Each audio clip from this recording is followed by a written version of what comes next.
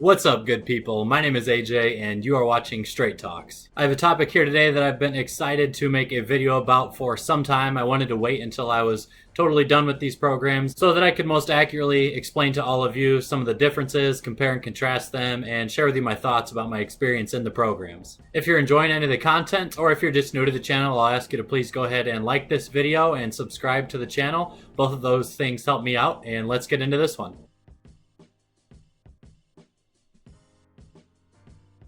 We're talking about the CFA versus the CFP, and I'm going to break this video down into kind of two parts. The first part will be a little bit shorter, and it's just going to be the very basic differences between those two designations for anyone who might not know watching this video. The second part is going to be more of a detailed difference between each of those, and I'll talk about the study process, the content that the exams cover, how I think they can affect your career, and where I think they might be most valuable for someone to hold. So the big differences are going to be pretty obvious to some of you, so let me just take a little bit of time for anyone who might be new to either of those designations and say that the CFA is the Chartered Financial Analyst designation, CFP is Certified Financial Planner. One of the main differences between these two financial designations is that the CFA is more focused on investments and the CFP is more focused on planning. What those differences really mean is that in the CFA program, a lot of the content is focused on things like the accounting for corporations or how to make investment decisions around corporations, the economics of how corporations fit in their own industries and in their countries and in the globe, ethics around making some of those decisions, and a couple other valuation topics within derivatives and stocks and bonds. But at a very general level, all those things are related to making investment decisions for people, institutions, or businesses. The CFP, on the other hand, is much more focused on the financial planning process and financial planning for individual people, like retail investors, which means everyday people that you might see walking down the street. There are topics about just those things, financial planning and creating retirement plans, but then also tax planning for individuals and some small businesses, and estate planning, meaning wills or trusts for individuals and small businesses. So to get into a little more detail, the first thing I want to talk about is what I think a lot of people watching this video who might be familiar with both of those programs might want to know, which is the difference in the difficulty between the CFA program and the CFP program, specifically passing the tests that you need to pass to become a CFA charter holder or a CFP professional. Let me preface my opinion here by saying that both programs are difficult. If you have one, I don't necessarily think you are better than anyone who has the other.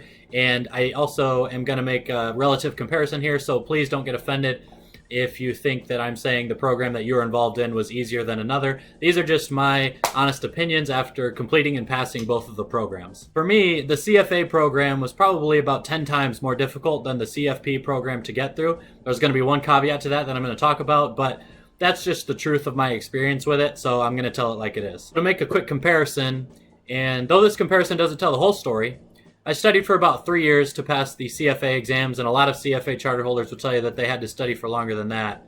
And I studied for about 3 weeks for the CFP program. And honestly, that was the total extent of my involvement with the CFP program.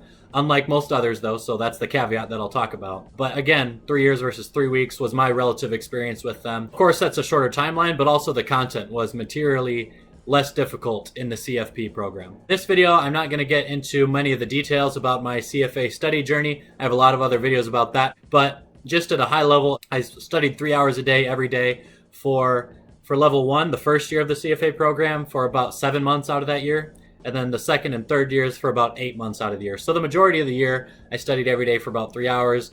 Total hours studied between the 3 levels was somewhere around 1,600, I believe. For the CFP program, I took that same 3-hour-a-day mentality, and I took this further along in my career, and after having already passed the CFA program, both of those things may have helped a little bit in being able to pick up the information from the CFP curriculum quicker.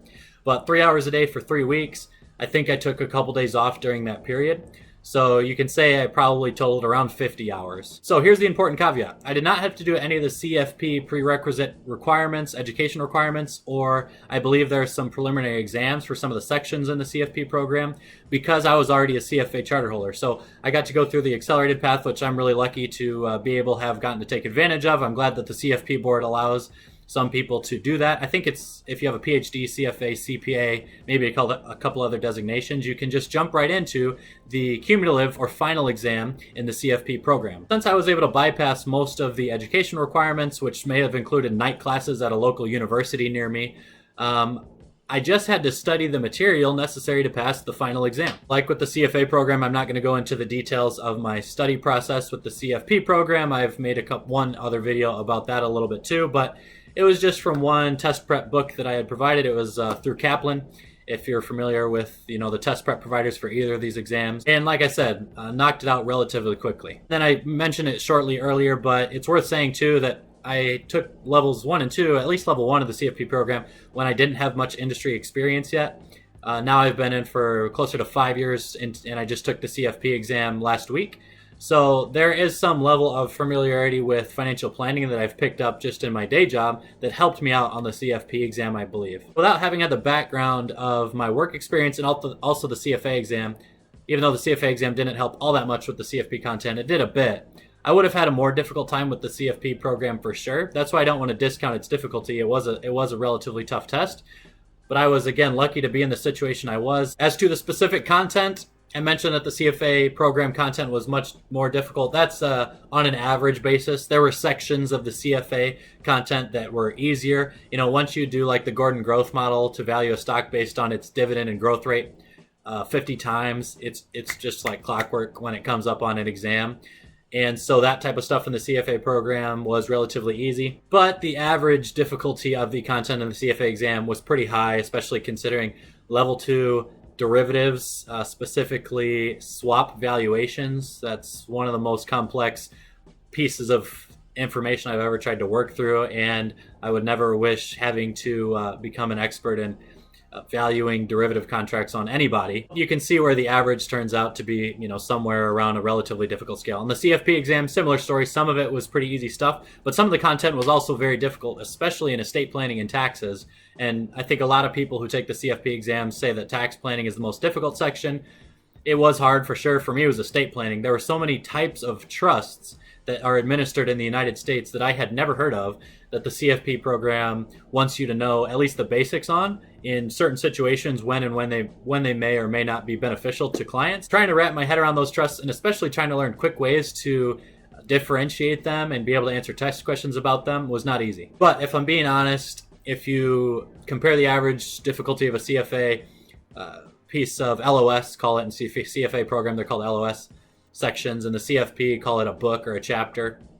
It's just not nearly as difficult as the material you see in the CFA exam. In terms of recognition within the industry, I'm hopeful that the CFP program will turn out to be more valuable than the CFA program has been for me so far. Now, if you're working in something like private equity or equity research where the CFA program could be valued, then of course that's going to be better than having the CFP designation, where of course that would not be helpful in something like equity research. But in wealth management, where I work, some people will hold the CFA designation when they're more geared towards the portfolio construction side. I do some of that work in my job. A lot of my work too is with individual clients and doing financial plans. So the CFP program is hopefully going to bring more industry recognition to myself, my brand, my firm, where I work, all that, because people who I'm working with on a day-to-day basis should know or be more exposed to the CFP than the CFA designation in general. I only passed the CFP exam about a week ago, and I'm not actually a CFP professional yet. I need to do the ethics requirement and maybe a couple other things. But I'm still kind of excited about the fact that I believe the content from the CFP program is going to be more applicable to my day-to-day job and bring me more of a benefit than what I've learned throughout the CFA program potentially. So if you're at home wondering which one of these designations you should go for, you need to consider two main things. Number one is the information in the two programs. In your specific job, which program offers the information that is going to be more applicable to the work you do to help you out more in getting things done more efficiently, because you'll have more knowledge about those tasks. And then number two is, who are you trying to sell to or market to? In what you are trying to do, if all you're trying to do is land a new job at a new firm, maybe into a new industry that the CFA is more regarded in, then the CFA is going to be better in that stance. If you are like me, working in wealth management, or even if you're like at a mom and pop financial advising shop, then the CFP is probably going to be more relevant to your marketing efforts. And you also may have to kind of weigh which of those two things is more important to you. It's worth mentioning the added benefit of the CFA designation bypassing all the required prerequisites in education to get the CFP exam. If you're considering doing both, it could make sense for you to do the CFA first, and then you get to skip the 2 years of education requirement, assuming your undergraduate college program did not qualify for the CFP's education requirements already, like mine did not. Because by that timeline, you could potentially pass the CFA exam in 3 years, or much less now that they've changed the program, and I have another video about that topic. Then take the CFP exam shortly after that, rather than having to do 2 years of CFP education requirements, take the CFP exam, and then study for 3 years or potentially less for the CFA program.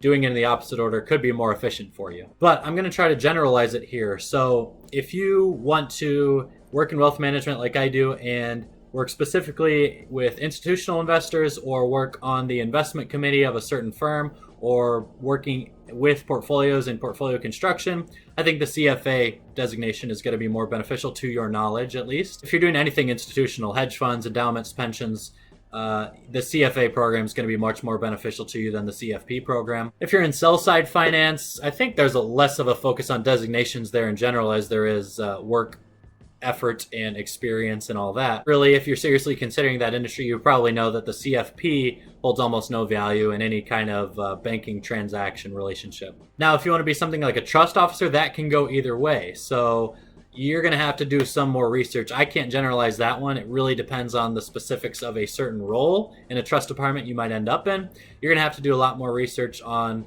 what that role comprises. And if it sounds more like you are making the investment decisions for that trust, then maybe the CFA is a better option. If it sounds more like you're doing strategic planning type decision making, or supporting a strategic planning type of position in relation to that trust, then the CFP could be more relevant to your specific responsibilities. And in the CFP side, anything related to financial planning, investing for individuals, potentially even like 401k, retirement plan sales, retirement plan administration, things like that, the CFP is going to be more applicable in most instances. Really only level 3 of the CFA program gets into personal finances. Certainly if you have any responsibility in relation to tax planning for these individuals, the CFP is more relevant to that work. And just a couple logistical differences. The CFA doesn't require any continuing education, whereas the CFP does. So I don't know if that would factor into your consideration. I know the CFA has a annual expense to keep your membership going. I think it's $375 per year right now. The CFP, I don't even know yet if there is an annual expense. I probably should have looked that up beforehand, but you can probably find it online. But both designations have pretty stringent ethical requirements that you'll need to abide by, so it's not like I think you're going to get off easier, going one way or the other. Finally, to wrap it up and summarize, both designations can be very valuable to your respective career. I think putting in the work and sacrifice to earn these things early on, maybe even halfway through or in the later half of your career, can still be worth it if you use the information you learned in those programs well and market your designations well to whoever you're marketing to. But let me know what you think in the comments here down below, and feel free to offer advice to anyone else who might be considering either of these designations for them. So thanks for watching.